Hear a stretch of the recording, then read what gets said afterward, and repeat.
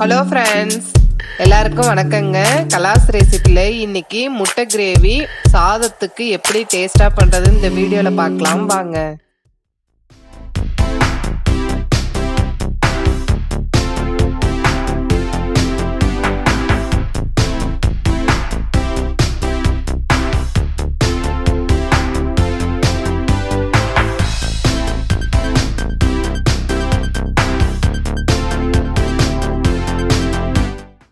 நான் நீட்ட மிளகா 12 எடுத்துருக்கேங்க. இதனோட விதை எடுத்துடலாம். பசங்க காரம் கம்மியாக தான் சாப்பிடுவாங்க அப்படின்னு நினச்சிங்கன்னா 9 மிளகா எடுத்துக்கோங்க. இதுக்கு கண்டிப்பாக நீட்ட மிளகா தாங்க எடுக்கணும், அதுதான் காரம் கம்மியாக இருக்கும். இது அப்ராக்சிமேட்டாக 4 பேர் சாப்பிட்லாங்க. பாருங்கள், எல்லா மிளகாயிலையும் விதை எடுத்துட்டு தனியாக வச்சுருக்கோம். கடாயில் விதை எடுத்த மிளகாவை சேர்த்துக்கோங்க. 3 டீஸ்பூன் கொத்தமல்லி விதை,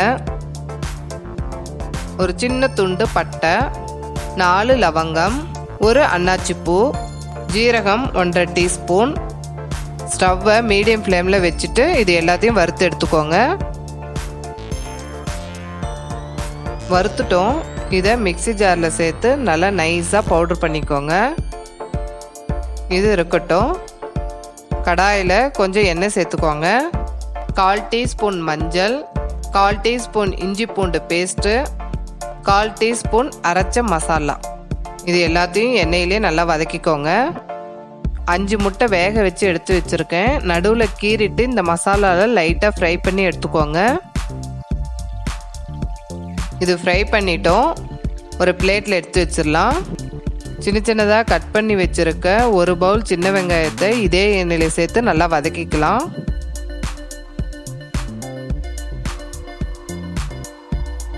வெங்காயம் வதங்கிடுச்சு. 2 டீஸ்பூன் இஞ்சி பூண்டு பேஸ்ட் சேர்த்து அதையும் நல்லா எண்ணெயிலே வதக்கிக்கோங்க. இஞ்சி பூண்டு நல்லா வதக்கிட்டோம். ஸ்லைஸாக கட் பண்ணி வச்சுருக்க ஒரு மீடியம் சைஸ் தக்காளியை இது கூட சேர்த்துக்கோங்க. பவுடர் பண்ணி வச்சுருக்க மசாலா, 1/4 டீஸ்பூன் மஞ்சத்தூள், இதுக்கு தேவையான உப்பு. தண்ணி எதுவும் சேர்க்க வேண்டாங்க, தக்காளியில் இருக்க தண்ணியே போதும். இது வேகட்டும், மூடி வச்சிடலாம்.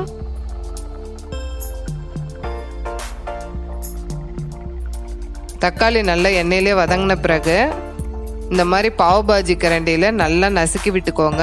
உங்களுக்கு கிரேவி எக்ஸ்ட்ராவாக கிடைக்கும். பாருங்க, நல்லா நசுக்கி விட்டுட்டோம்.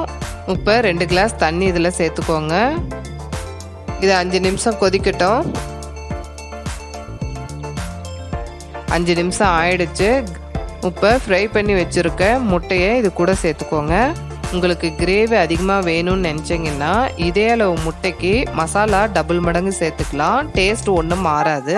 அவ்வளோதாங்க, எக் கிரேவி ரெடி. இது சாதத்துக்கு ரொம்ப ரொம்ப நல்லா இருக்கும். அதுவும் கொஞ்சம் காரம் விரும்புகிறவங்களுக்கு இது ரொம்ப பிடிக்குங்க. இதை நீங்கள் ட்ரை பண்ணி பார்த்துட்டு உங்களுடைய கமெண்ட்ஸை எனக்கு ஷேர் பண்ணுங்கள். இந்த வீடியோ உங்களுக்கு பிடிச்சிருந்ததுன்னா கலாஸ் ரெசிபிக்கு சப்ஸ்கிரைப் பண்ணுங்கள். பெல் ஐக்கானை கிளிக் பண்ண மறந்துடாதீங்க.